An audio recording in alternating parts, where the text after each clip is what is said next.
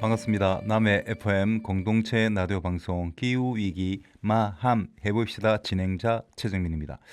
날이 요즘 많이 쌀쌀하다 그죠? 바람이 세차게 붑니다. 오늘도 제가 택배 노동을 하는데 바닷가 쪽에서 바람이 세차게 불었습니다.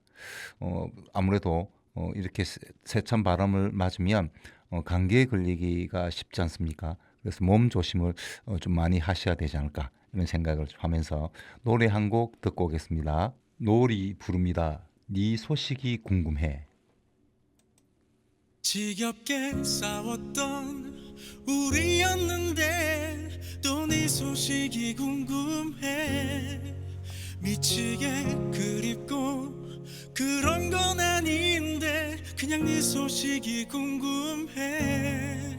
난 여전해 네 생각하는 건 쉽게 고치지 못해 나쁜 버릇처럼. 너에겐 괜찮지 않은 사랑의 결말, 상처만 남았어 그땐 우린 말야. 사랑은 처음이었어 교복을 벗고, 처음이라 서툴고 주머닌 가볍고 먹고 살긴 바빴고. 마음이 허전해 너를 비워내 정신 차릴 수 없어. 너 아님 채울 수 없어. 우리 그때로 돌아갈 수 있을까? 나는 아직도 힘들어 1분 1초가. 우리 그때로 돌아갈 수 있을까? 나는 아직도 느껴져 너의 온기가. 지겹게 싸웠던 우리였는데 또 네 소식이 궁금해. 미치게 그립고 그런 건 아닌데 그냥 네 소식이 궁금해. 우리가 사랑한 걸까? 우린 어떤 이유로 헤어진 걸까? 흐르는 계절 사이로 기억은 멀어져. 거짓말. 지난 날의 나의 성공에 집착이 지금의 내 몸은 변할지 몰라도 그대가 없는 날 이젠 깨달아요. 외로움이 매일 심장을 찔러요. 지난 날의 나의 성공에 집착이 지금의 내 몸은 변할지 몰라도 그대가 없는 날 이젠 깨달아요. 외로움이 매일 심장을 찔러요. 우리 그때로 돌아갈 수 있을까? 나는 아직도 힘들어 1분 1초가. 우리 그때로 돌아갈 수 있을까? 나는 아직도 느껴져 너의 온기가. 지겹게 싸웠던 우리였는데 또 네 소식이 궁금해.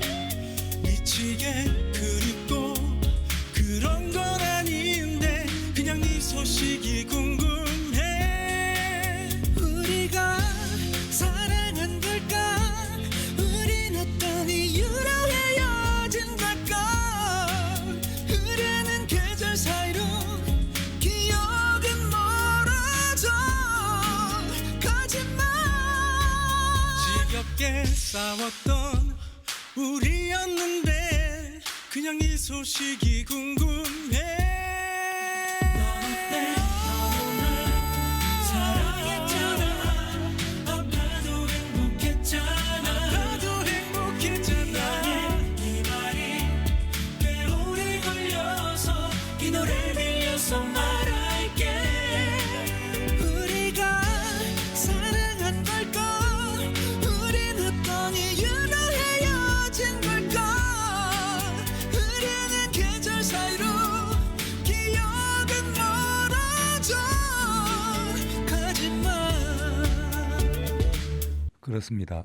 날이 이렇게 추워지면 궁금해지죠. 우리 주위에 조금 떠났던 사람들, 특히 우리 아이들을 외주로 보낸 부모님들도 마찬가지겠죠. 정말 건강하게 잘 지낼지 또 궁금하고, 또 괜히 마음이 조금 우울하잖아요. 뭐 계절성 우울증이라고 있어요. 요즘 많이 이렇게 날이 이렇게 바뀌면, 기후가 바뀌면 이렇게 되면 사람들이 불안해할, 괜히 조금 우울해지는, 불안하면서 우울한 그런 감정을 좀 느낀다고 합니다. 그걸 계절성 우울증이라고 하는데, 그러다 보면 따뜻한 사람들을 만나고 싶.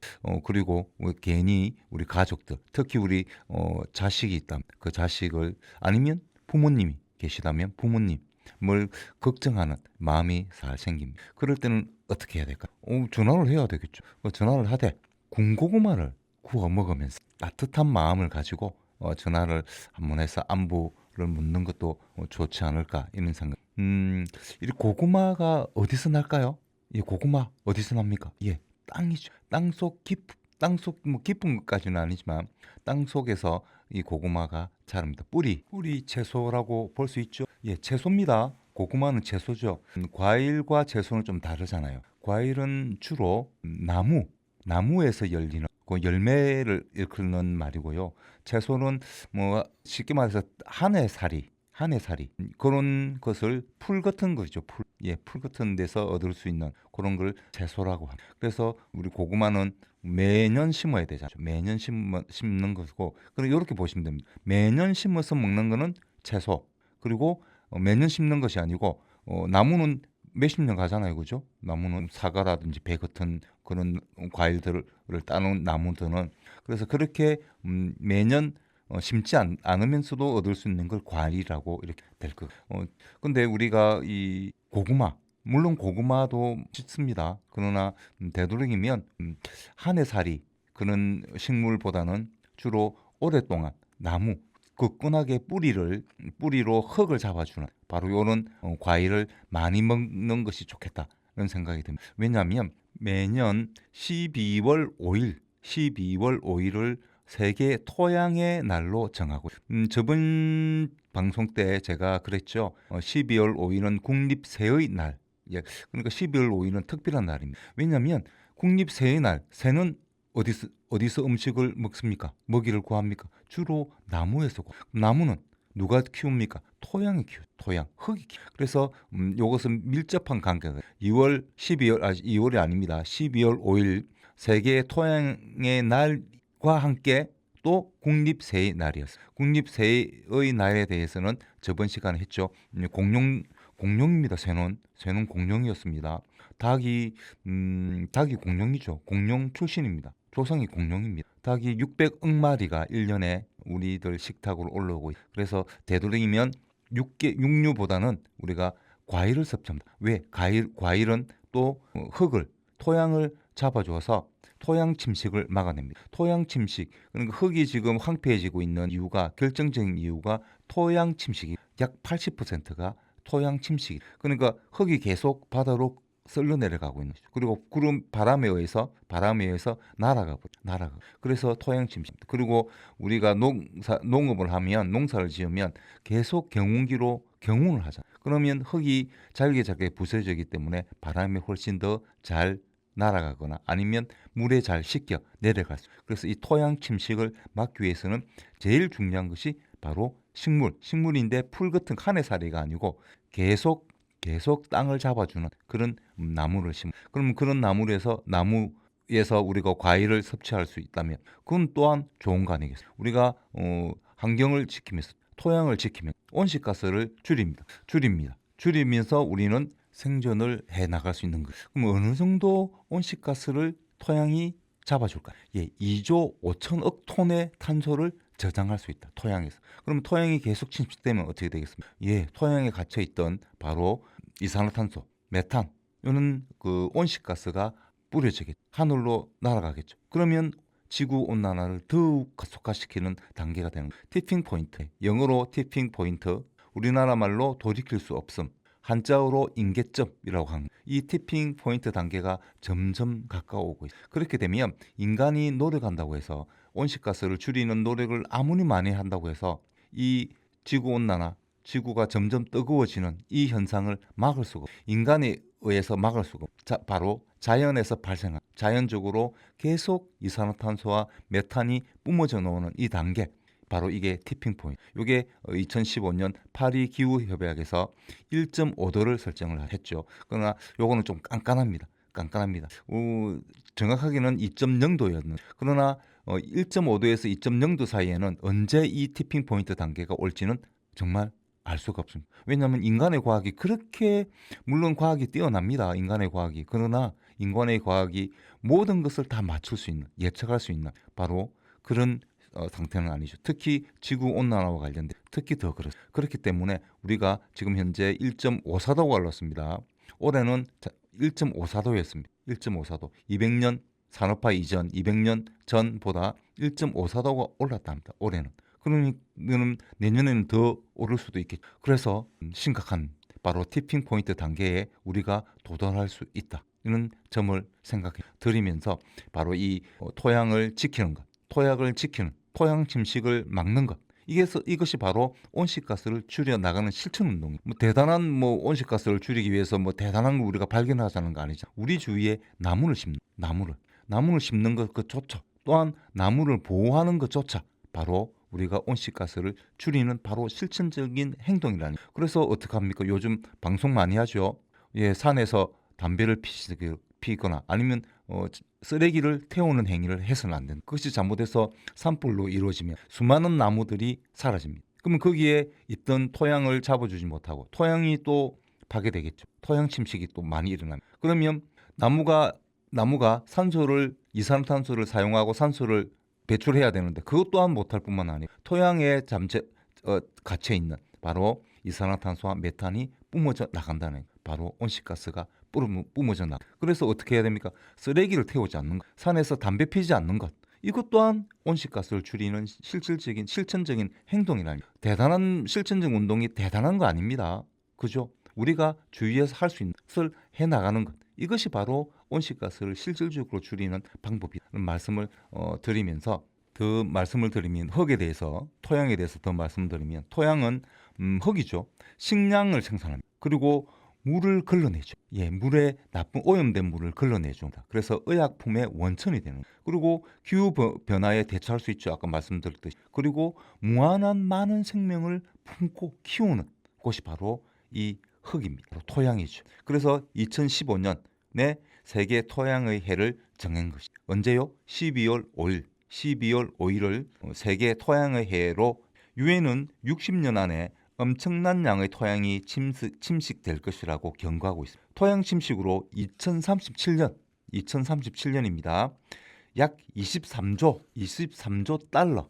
우리나라 돈으로 하면 한 2,400조, 2,500조 좀 되겠네, 그죠? 엄청난 돈의 가치를 가진 음식이 사라집니다. 토양 침식이 계속 이런 식으로 지금 진행되면 전 세계 인구의 40%가량이 피폐한 삶을 살게 될 것이라고. 현재 토양 침식 속도는 너무 빠릅니다. 그죠? 빠릅니다. 그래서 1년에 1헥타르당의 1톤의 표토가 만들어지죠. 왜? 비바람에 의해서 암석이 깎여 내려가면서 또 토양이 되는. 근데 그에 비해 면적당 13.5톤의 바람과 물에 쓸려 내려가 토양 침식이 해마다 계속 심각해질 수밖에 없는 바로 그 이유인 것이죠. 그런데 이 흙이 재생 불가능한 자원, 다른 식물들이나 있는 것과 다르게. 그래서 우리는 되도록이면 식물을 키워야 됩니다. 식물을 심어야 됩니다. 그리고 되도록이면 과일을 많이 먹는 것이죠. 그러면 농사짓는 농부들도 살기 좋아질, 경제가 좋아질 거예요. 그죠? 그러면 과일 쪽으로 많은 농사를 짓게 될 거 아닙니까? 농업 자체를 과일 쪽으로 많이 하게 될 거예요. 그래서 우리가 되도록이면 과일을 많이 먹자는 거예요. 채소보다는 물론 채소도 드셔야 되겠죠. 그러나 채소보다는 과일을 많이. 그래서 물론 쌀도 우리가 소비량이 중요합니다. 그러나 쌀로 우리의 그 주식은 물론 쌀이죠. 그러나 그 못지않게 과일도 많이 먹으면서 우리의 주식도 조금 변화시키는. 쌀에만 의존하지 말고. 쌀은 왜냐하면 한 해 심고 내년에 다시 또 심어야 돼. 한 해 심습니다. 그래서 토양 침식이 많이 일어나. 토양을 잡아주지. 그리고 벼를 키울 때 물을 대잖아요. 그리고 물을 뺄 때 거기에 있는 흙들이 실려 내려가. 씻겨서 강이나 바다로 흘러가고. 그래서 우리가 벼를 주식으로 하되 되도록이면 과일을 많이 먹으면서 그는 우리의 그걸 해보자. 이것 또한 우리는 온실가스를 지키는 것이 아니죠. 죄송합니다. 온실가스를 막는 바로 실천 운동이다. 이런 말씀을 다시 한번 드리겠습니다. 노래 한 곡 듣고 올까요? 다빈치가 부릅니다. 품.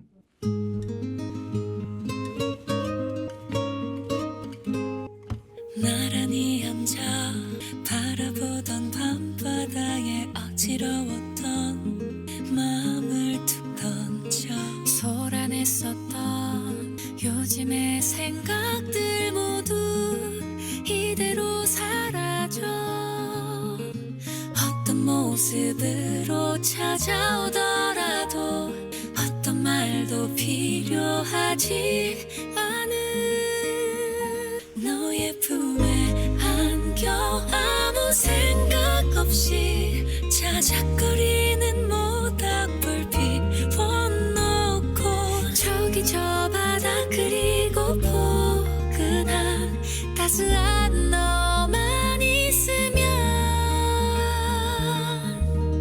완벽하니까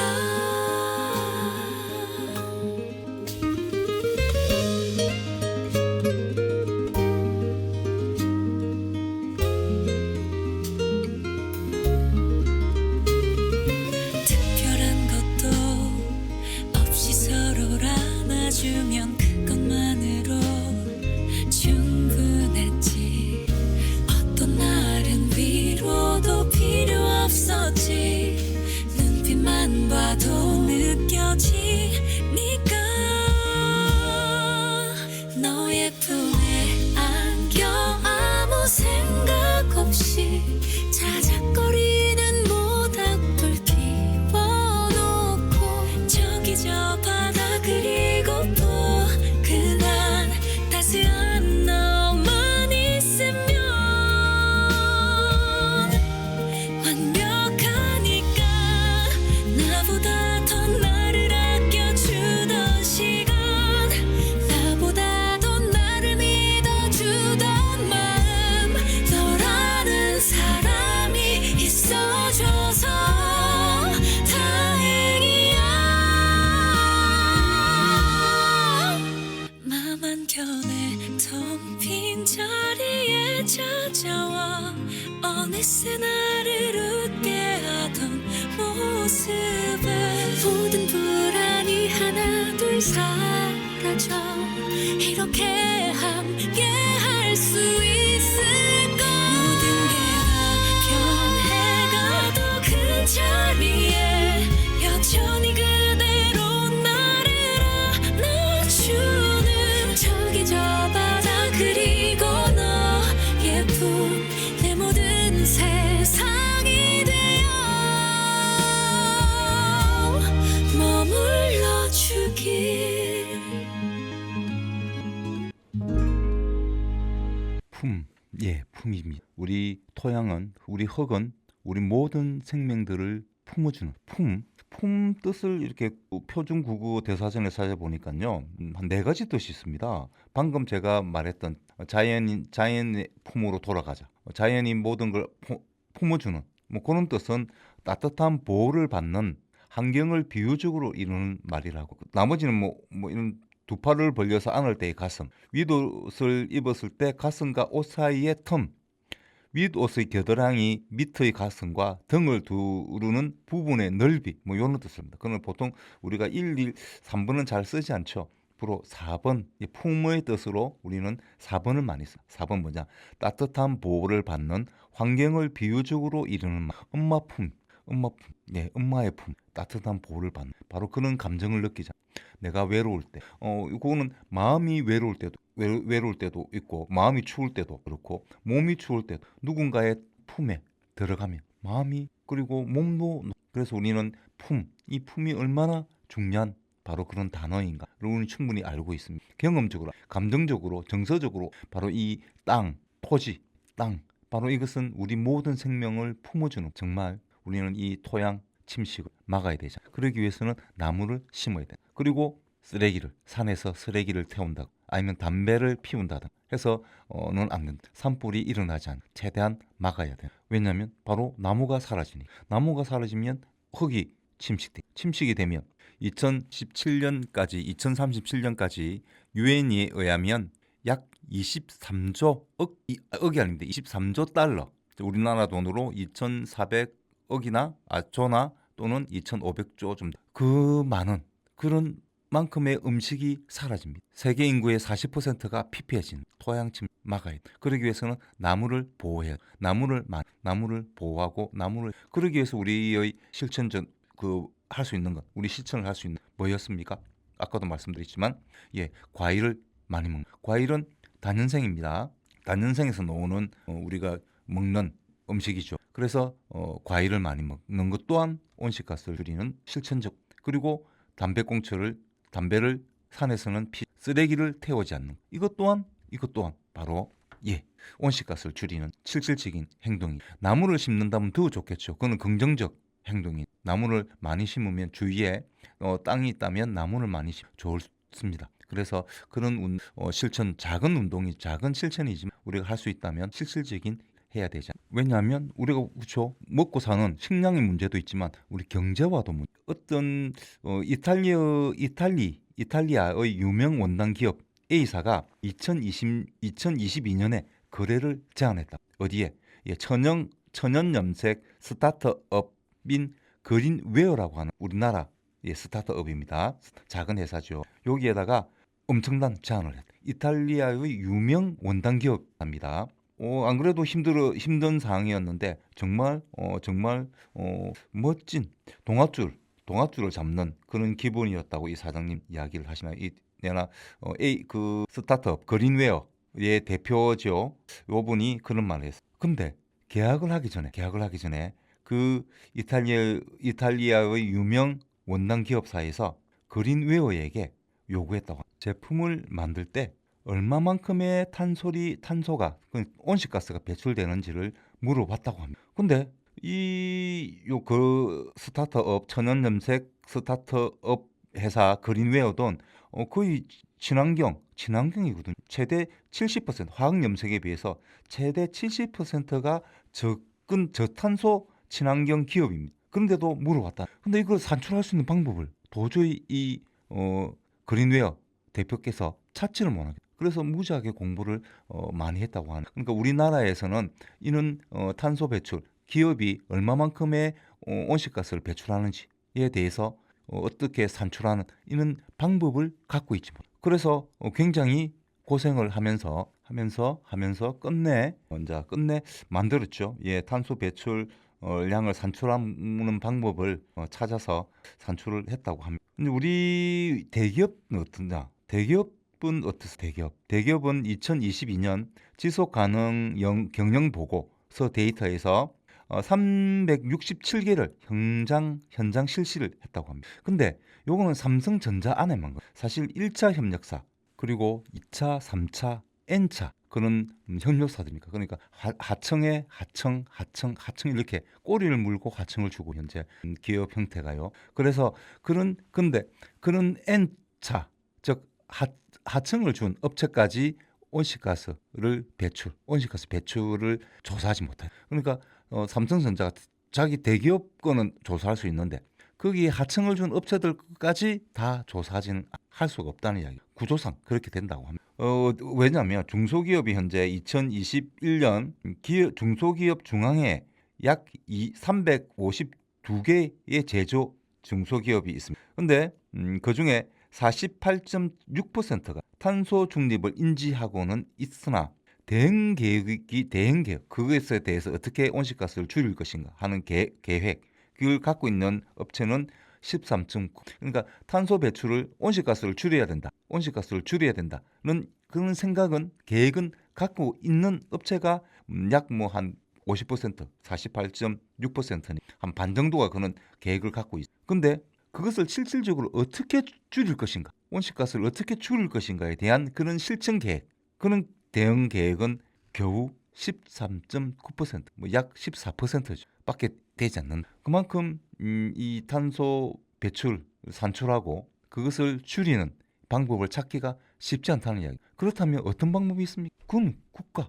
정부가 그런 대응을 해줘야 되지 않을까? 그런 걸 지원해줘야 되지 않을까? 그런 R&B를 제공해줘야 됩니다. 그렇지 않습니까? 그런 걸 국가 차원에서 하진다면 결국 개개인 기업이 한다는 건 그만큼 어렵잖아요. 그래서 일괄적으로 정부가 나서가지고 바로 그런 탄소 배출, 온실가스 배출 계산하는 방법 기술이라든지 아니면 그것을 줄이는 방법을 지원해 줘야. 왜냐하면 이유는 2025년, 그리고 영국, 호주, 홍콩은 2026년, 일본은 2027년에 지속 가능성 공시 의무화를 합니다. 그러니까 수입하는 나라에게 요구한다는 것이죠. 정말 이 지속 가능성에 대해서, 기후가 얼마만큼 지속 가능하게 만들었는지에 대해서 공시 의무화. 그러면 기업들은 바로 온실가스 배출량을 계산해야 된다. 그러기 전에 빨리 우리 정부가 나서가지고 이런 방법을 찾아야 됩니다. 해결책을 찾지 않으면 우리가 어떻게 됩니까? 우리는 뭘로 먹고 삽니까? 예, 무역으로 먹고 삽니다. 우리가 인구가 5천만 명 정도밖에 되지 않기 때문에 국내 시장만으로는 경제 성장이 어렵습니다. 최소 1억 명 이상은 되어야 국내 시장이 국내가 자체적으로 그런 먹고 사는 게 경제가 돌아가는 그런 구조가 되는. 그래서 우리는 무역을 할 수밖에. 근데 점점점 외국 선진국, 소위 선진국들, 우리가 주로 수출하는 나라들은 지금 온실가스를 실질적으로 줄이는 방법에 대해서 연구해라. 그것을 줄여라라고 이야기. 그리고 탄소 국경세가 도입될 가능성이 높아질 것입니다. 그래 되면 정말 온실가스 배출량에 따라서 관세를 더 내고 우리 제품을 팔아야 될 사람. 그렇기 때문에 저는 탄소세를 강력히 주장합니다. 무슨 재원이 있어야 될 거 아니에요. 현재 지금의 세수, 세금 거쳐서 쓸 데가 다 있잖아요. 다 쓰고 있습니다. 거기서 어떻게 빼가지고 지원한다는 건 그만큼 다른 부분을 줄여야 되겠죠. 그래서 그렇지 않고 할 수 있는 탄소세입니다. 탄소세를 거둬야 됩니다. 온실가스를 많이 배출하면 그만큼 세금을 더 내는 것이죠. 더 내야 되죠. 그러면 기업들은 더 온실가스를 줄이기 위해서 노력하지 않겠습니까? 우리 개인들도 더 노력하지 않겠습니까? 그러면 실질적으로 지구온난화를 예방하는, 기후 변화에 대응하는 우리 실질적인 실천적인 행동을 더 잘 하게 될 거다. 그리고 그 재원으로 저 같은 택배도 이런 아무래도 차를 많이, 저는 전기차라서 상관없습니다. 특히 전기차가 아닌 요즘은 새로운 택배하시는 분들이, 택배 기사분들이 새로운 차를 사게 되면 경유차는 살 수가 없고 등록이 돼. 그러면 그런 가스차를 가지고 택배하시는 분들은 지원해 줘야죠. 왜냐하면 그게 이제 주업이니. 그리고 그가 이제 큰 차를 가지고 운행하시는 운전으로 먹고 사시는 이런 분들한테 지원해드려요. 그렇지 않습니까? 그분들한테 세금을 다 거둘 수는 없죠. 그건 경제 활동을 하면서 이루어져요. 그러나 전기차로 대체할 수 있는 방법을 빨리 또 광고해야 되겠죠. 그리고 그분들이 전기차로 살 수 있도록 해야 되겠죠. 물론 전기를 생산할 때 화력발전소가 많으면 온실가스를 많이 배출합니다. 전기차가 반드시 온실가스를 실질적으로 줄인다. 다른 경유차나 휘발유차나 가스차보다 더 많이 줄인다라고 할 수는 없어요. 그러나 최소한 우리 지역 내에서는 바로 다른 배기가스가 나오지 않기 때문에, 그렇죠. 배기가스가 나오지, 우리 지역 건강은 좀 있지 않을까요? 그리고 화력발전소를 점점 없애고 그렇습니다. 재생에너지, 태양광, 수력, 지열, 요런 조력, 풍력 요런 것들을 이용해서 전기를 생산하는 시스템을 많이 갖춰야 되겠죠. 그렇게 나간다면 저는 실질적으로 온실가스를 줄여 나가는데 도움이 된다. 그리고 기업들도 제대로 지원해 주기 때문에 친환경 산업 구조로 빨리 재편할 수 있다. 그럼 우리 경제가 무너진다면, 아무리 우리가 온실가스를 많이 배출을 막았어. 그리고 전지구적으로 기후 변화를 막았다고 합시다. 근데 우리 경제가 망가져버렸어. 우리 먹을 게 없습니다. 경제적으로 힘듭니다. 그러면 사실 물론 마음은 뿌듯하겠죠. 전 세계적으로 참 좋은 일을 했으니까. 그러나 그렇잖아요. 곰은 제주가 부리고, 제주는 곰이 부르고 돈은 누가 챙겨간다. 뭐 이런 말이 있잖아요. 참하죠. 비참한 삶을 산다는 것은 그래서 저는 그 이야기합니다.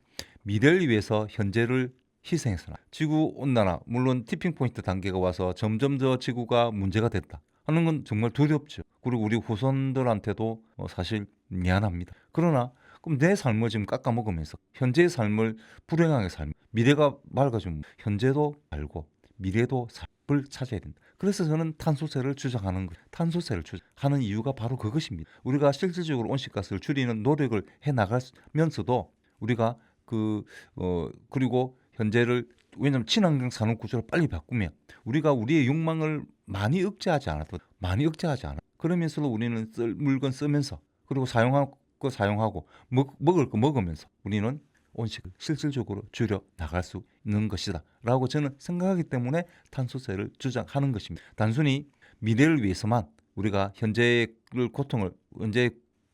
지금이 고통스럽다 하더라도 참자 이런 말씀 드리는 거 아닙니다. 저는 그런 거 별로 안 좋아. 저는 현재의 즐거움도 정말 지금의 삶도 지금 현재의 삶도 중요합니다. 미래의 삶도 중요하지만 그래서 탄소세를 주장한다는 말 드리면서 노래 한 곡 듣고 오겠습니다. 김뜻돌이 부릅니다. 우리의 심장이 같은 속도로 뛸 때.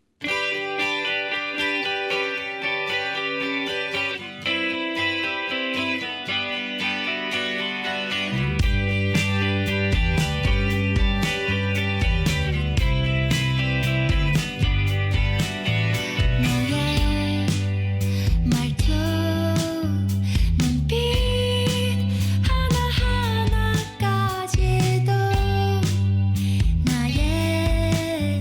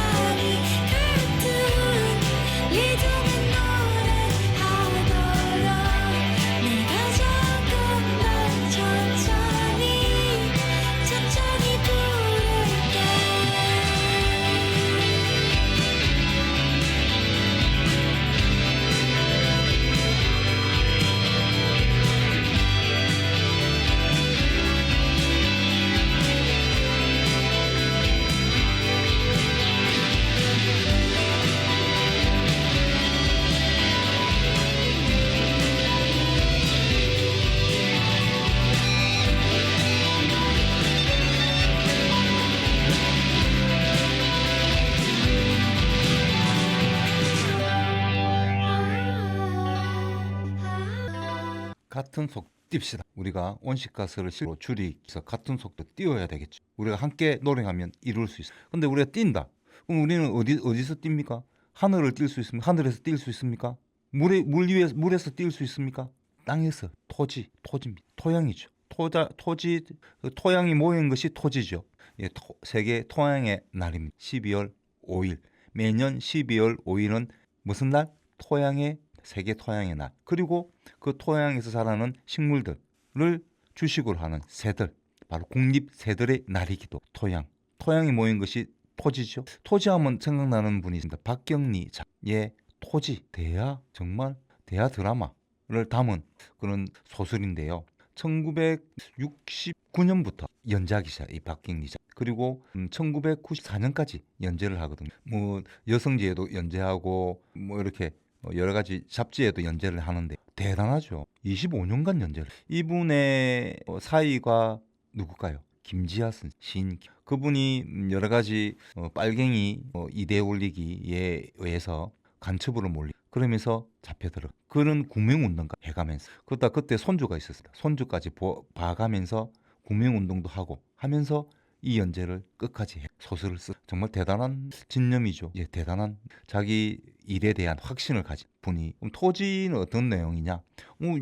알잖아요. 하동이 뭘로 떴습니까? 이 바로 토지로 떴어요.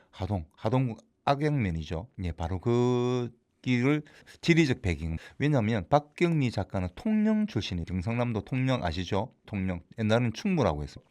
근데 여기에서 어릴 때 할머니가 거제도 바로 옆이잖아요. 거제도에 갔는데 거기에 넓은 평야에 벼들이 팍 자라고 있는 걸 보면서 할머니가 이야기를 했다. 몇 년 전에 이렇게 풍년이 들었는데 전염병이 돌아버렸다. 그래서 사람들이 뭐 다 죽어가니까 그 넓은 평야에 풍년이 들었는데 벼가 노랗게 쫙 바람에, 그죠? 바닷가니까, 그죠? 거제도도 바닷가니까 바람이 쫙 불 때 흘러 넘치는 그 찬란한 그 광경을 볼 수밖에 없어. 그거는 보고 싶어 본 것이야. 많은 사람들이 전염병에 의해서 아프니까 벼를 벨 사람이 없는 거야. 그래서 그런 장관을 보게 된 것이죠. 그런 이야기를 할머니한테 듣고 이 박경리 작가가 바로 이런 그에 대해서 영감을 얻어서 토지라고 하는 소설을 쓰게. 근데 원래는 우리나라에서 곡창지대는 전라도 아닙니까? 전라도입니다. 그래서 전라도를 배경으로 하고 싶었으나 이 작가가 아무래도 제가 아까 통영 출신, 아무래도 경상도 출신이니까 이 전라도의 풍습이라든지 억양이라든지 이런 게 익숙하지 않을 것. 그래서 여러 군데 생각하다가 하동구 악양에도 넓은 평야가 있어요. 그래서 그리고 전라도도 가까우니까 그래서 그쪽을 또 하게 됐는데 마침 거기에 최참판댁. 원래 여기 주인공은 최참판댁이죠. 허참판이라고 있어. 그분이 거기에 멋진 걸 또 지어놨다고 하네요. 어떤 거냐면 화사별서라고 하는 아주 좋은 그런 뭐 기와집이겠죠. 뭐 여기에 악양에 구경 가면 있잖아요, 그죠? 마침 거기에 또 있더랍니다. 그래서 이 내 소설과 최참판은 그 뭡니까? 상상입니다. 상상의 실존 인물이 아니고 상상의 그런 드라마 속 인물. 근데 그와 비슷한 허참판이 있었다. 그럼 마침 그것도 또한 또 뒤에 뭐가 있습니까? 청단산, 지리산이 있었어요. 이 소설이 언제부터 시작하냐면 1891년부터 1945년 8.15 되는 날까지의 과정, 그 시간적 배경이 그렇거든요. 그렇기 때문에 거기에는 동학 농민들이 나옵니다. 그 동학 농민 혁명이 끝나는 시점 한 2년 뒤부터 시작하거든요. 그럼 거기에 소위 남아있는 세력들이 있을 거예요. 완전히 다 몰살당하지는 않았잖아요. 그래서 그 세력들과 엮이면서. 근데 요 소설에는 동학 농민들이 그렇게 좋게 그리지는 않아요. 그거는 뭐 보시면 아는 거예요. 중요한 건 그건 아니에요. 동학 농민이 중요한 게 아니고 이 최참파댁의 그 여식들, 딸이 어떻게 살아가는 서희입니다. 최서희죠. 최서희. 소설 속 인물 이름은 최서희입니다. 이 최서희 주변을 가지고 엮어나간 이야기인데 등장 인물이 700명 이상이 된다고 합니다. 800명까지 이렇게 숫자를 세본 사람이 있대요. 숫자를 진짜 실질적으로 그렇게 인물이 몇 명이나 등장하는지를 세어본 사람도 있답니다. 한 800명, 약 800명 정도의 등장 인물이 대단하죠. 정말 대단합니다. 800명의 인물을 거의 창작으로 했습니다. 실존 인물은 뭐 1명 정도 이렇게 논다고 합니다. 뭐 제가 정확하게 그거는 제가 그 소설을 다 읽지는 못해요. 정말 엄청난 내용입니다. 그것을 읽기에는 정말 제가 그렇게 시간이 많은 것도 아니고 했습니다. 그때 당시 책이 나왔을 때. 지금도 그거를 읽을 시간은 없겠죠. 뭐 저도 이건 뭐 유튜브 보고 설명을 드리는 겁니다. 아마 더 궁금하신 분들은 유튜브에 토지를 이렇게 검색하시면 토지 박경리 토지를 더 많은 정보 들어보는 것도 괜찮겠다 들고 뭐 드라마를 본 건 있죠. 그때 당시에 드라마가 많이 제작이 됐거든요. 토지라고 하는 드라마가 많이 제작이 됐어요. 그래서 뭐 그런 걸 보면서 이렇게 느낀 글로는 다 모르겠습니다. 엄청난 양입니다. 물론 내 평생 버킷리스트 라고 정하고 읽으신다면 또 뭐 모르겠습니다만 한번 읽어보시는 거는 정말 좋은 거겠죠. 정말 더 낫겠죠. 소설을 직접 읽어보는 게 좋은 거니까. 드라마는 아무래도 각색을 합니다. 그렇기 때문에 그 소설의 진정한 참맛을 느낄 수가 없고 토지라고 하는 그 소설의 참맛, 참맛. 거기에는 여성들이 주인공으로 놉니다. 거의 여성들이 완전히 뭐 이렇게 재참판댁을 일으키고 그리고 무너지는 건 주로 뭐 남성들이겠죠, 그죠? 이렇게 망하는 가정은 남성들이 이제 역할이 크겠죠. 그리고 그것을 다시 이렇게 세우는 것은 서입니다, 최서희. 그러니까 여성들이 주도적인 활동을 통해서 집안을 일으키고 집안을 유지해 나간다는 그런 남녀 평등, 뭐 더 나가면 뭐 모계 뭐 혈통. 우리가 그 전에 우리가 농업을 시작하기 전에는 농업은 왜냐하면 이게 집약적이거든. 노동력이 많이 들어갑니다. 그렇기 때문에 남자의 일손이 필요합니다. 남자 이 일손이 필요하거든, 힘이 필요하거든요. 근데 그 전에 이제 사냥을 하거나 그때 뭐 유목 우리가 뭐 소위 뭐 수렵 채집이죠, 그죠? 그런 거 했을 때는 모계 중심. 그리고 아이들도 되도록이면 이제 엄마 쪽이 많이 이렇게 육아를 담당했죠. 그래서 바로 그런 것도 조금 보이는 거 아닐까 이런 생각이 들었습니다. 그래서 이 박경리 작가의 토지를 보시면서 기회가 된다면 보시면서 아니면 뭐 대화 드라마를 보셔도 되겠죠. 보시면서 우리가 12월 5일은 토지다. 바로 토양의 날이다. 토양의 날이 바로 12월 5일이다. 이런 것도 아이들과 이야기해 보는 것도 괜찮잖아요. 그러면서 우리가 어떤 실천적 운동을 할 수 있는 실천적인 행동을 할 수 있는지 또 한번 생각해서 우리가 이제 실질적으로 온실가스를 줄이는 그런 일에 동참하면 좋겠다. 이런 말씀을 드리면서 노래 한 곡 듣고 오겠습니다. 임창정이 부릅니다. 촌스러운 발라드.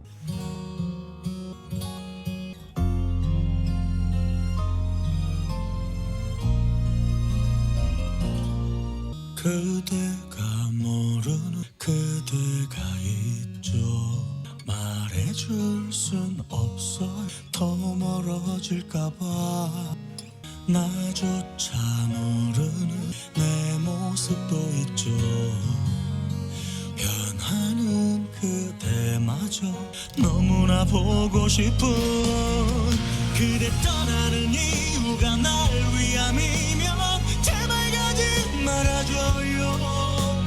내 행복을 위한 거면 나 때문이라면 우리 헤어져야 하는 이유는 뭔가요? 늘 그 자리인데 그대 늘 좋은 사람이었나요? 내게 지금까지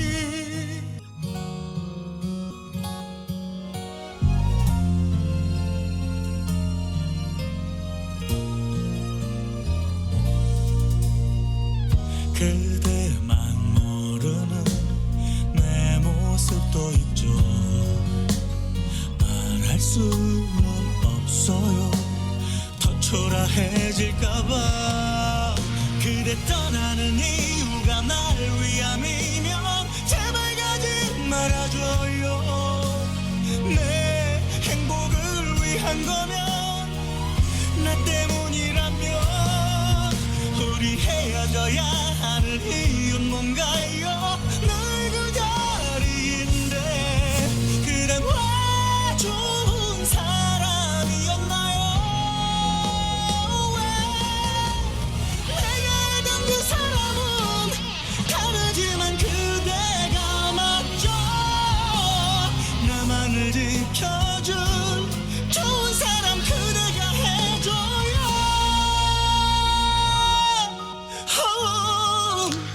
제발 가지 말아줘요. 내 행복을 위한 거면 나 때문이라면 우리 헤어져야 하는 이유는 뭔가요? 언제나 그 자리인데 그댄 왜 좋은 사람이었었나요? 지금 이럴 거면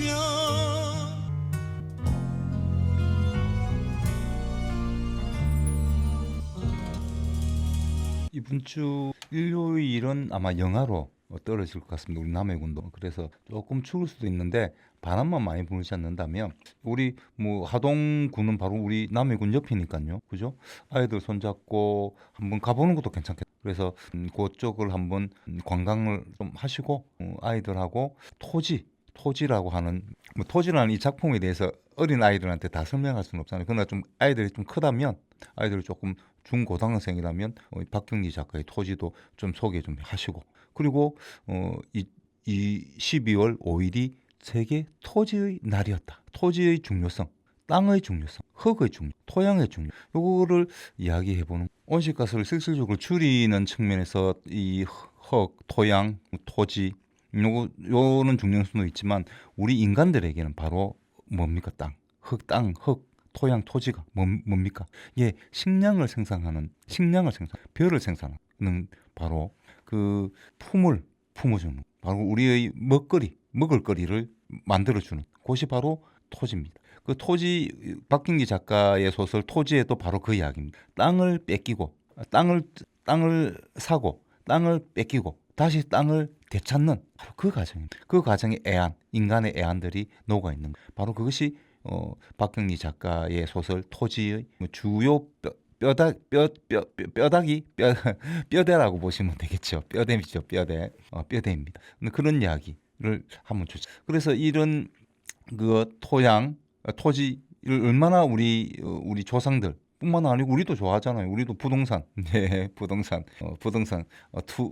투기는 아니죠. 우리 같은 사람들이 투기를 하겠습니다. 투자죠. 부동산 투자입니다. 하시는 분들도 많이 있지 않습니까? 근데 땅이 그만큼 중요합니다. 그만큼 중요한 걸 어디서 실질적으로 볼 수 있느냐? 바로 영하 고지전이라고. 고지 높은 곳이죠. 높은 곳. 예, 바로 높은 곳에서 땅을 더 차지하기 위해 싸웠던 바로 그 이야기, 바로 그 영화입니다. 언제? 6.25 한국 전쟁 때 6.25 전쟁이죠. 한국 전쟁이라고 합니다. 이때 엄청난 많은 사람들이 죽었습니다. 그리고 서로 많은 피해를 봤습니다. 근데 이제 이게 어쨌든 미국과 소련의 그 협상에 의해서 정전 협정을 맺게 되거든요. 정전 협정을 휴전협정이죠. 휴전협정을 맺게 되는 그 소문이 들리기 시작합니다. 그러면 그렇게 하니까 정말 최전선에 저도 최전방에서 근무를 했었거든요. 저는 거리가 많이 떨어져 있기 때문에 그렇게 무섭다는 생각은 안 들었는데 실질적으로 200m 정도 이렇게 떨어진 강원도 쪽이죠. 그쪽에는 그 모든 그 학생기 북한군도 실제로 보고 실제 전쟁이 일어난다면 바로 거의 그죠, 목숨을 잃게 되는 그런 절박한 상황에 빠지겠죠. 그래서 상당히 무섭다 이런 말씀. 무슨 소리가 나면 무서워하는, 무섭지. 근데 이 최전선에서 싸움이 급박하게 이루어집니다. 서로 땅을 더 차지하기 위해 정전협정이 휴전협정이 이제 맺어지면 거의 이제 다 끝난 거 아닙니까? 그죠? 근데 그 막판에 엄청난 군인들, 한국 군인 그리고 북한 군인들이 죽어 나갑니다. 바로 그 영화. 이 영화가 바로 고지전이라고 하는 영화입니다. 정말 재밌습니다. 저는 깜짝 놀랐습니다. 이 영화를 처음에 저는 전혀 정보가 없는 상태에서 이 영화를 봤거든요. 정말 깜짝 놀랐어요. 저는 그냥 방공 영화 뭐 방공 영화 중에 하나이지 않을까 이런 생각에서 잠시 봤는데 전혀 그렇지 않. 물론 방공적인 부분도 있습니다.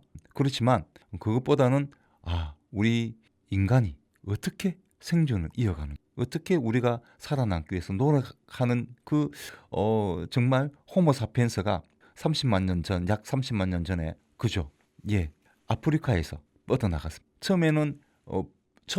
처음에는 네안데르탈인들이 거의 다 유럽 쪽을 장악하고 있습니다. 그래서 밀려납니다. 그리고 두 번째 시도로 한 1,000명 정도, 지금 뭐 역사학자들에 의하면 1,000명 정도가 호모사피엔스 그때 아프리카에 한 10,000명 정도 있었다고 예상하고 있습니다. 근데 그 중에 1,000명 정도가 나갔다고 합니다. 네안데르탈인을 뚫고 나간. 그리고 두 부류 쪽으로 나갔는데 한쪽은 네안데르탈인들이 있는 유럽 쪽으로, 또 한쪽은 해안가를 따라서 데니소바인들이 있던 동남아, 시베리아까지, 그리고 어떻게 보면 북미, 아메리카 쪽으로 가죠. 그래서 전 세계 지금 현재 인구가 80억 명 정도 되죠. 1,000명이. 물론 아프리카 내에 있던 9,000명도 물론 뭐 포함해야 되겠죠. 어쨌든 그런 1,000명이 나가면서 전 세계를 인간이 살게 된 것입니다. 인간은 현생 인류죠. 현생 인류, 호모 사피엔스를 뜻합니다. 인류하고는 다릅니다. 인류는 아까 이야기했던 네안데르탈인, 데바소바인, 뭐 호모 엘렉투스, 또 호모속들, 사람이라는 뜻이죠. 호모라는 게.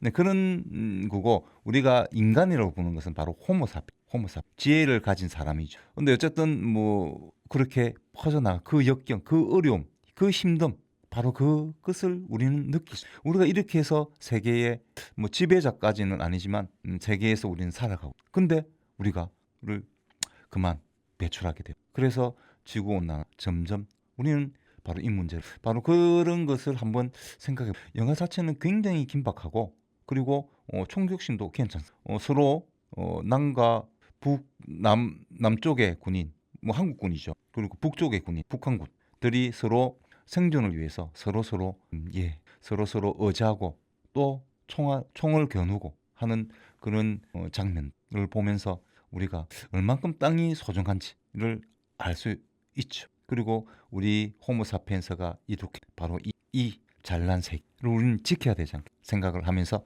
저는 이만 물러가고요. 이성기가 부릅니다. The Last Christmas. 크리스마스 잘 보내십시오. Tonight is the night. 이토록 고요한 밤. But that's not stopping me tonight. 우리 더 이상 혼자이더라도 오늘만은 서로 잊지 않기로 해. This last Christmas for us. 항상 미소 짓던 사람 발끝이 닿지 않을 다신 없을 last Christmas yeah. By my side 여기서 널 기다리고 있어. 수없는 밤 하늘을 새고 있어. 사랑 안으로 다시 묻어 last Christmas 하얀 눈 하얀 밤 사랑한다는 그 말 나의 기도 속에 네가 있음을 아는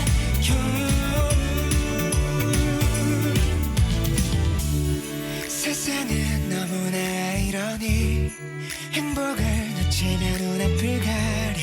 지금 이 순간의 찰나에도 눈앞에 행복 됐고 전부 비워내. 오늘 밤만은 난 먼저 또 뒤에 가 있을게. 아주 깊은 눈에 빠지고 지칠 테니까 넌 좀 더 하얗고 수북히 쌓인 눈에 완전히 더 던져낸 너. 역시 신은 잠이 자고 있을 거라면서 또다시 나에게 시련을 회개하라면서 아주 큰 다운표에 다운표 문장이 없는 다운표 해프닝 없는 해프닝 껴맞으면서 틱탁톡 바꾼 가게 웃겨 Oh and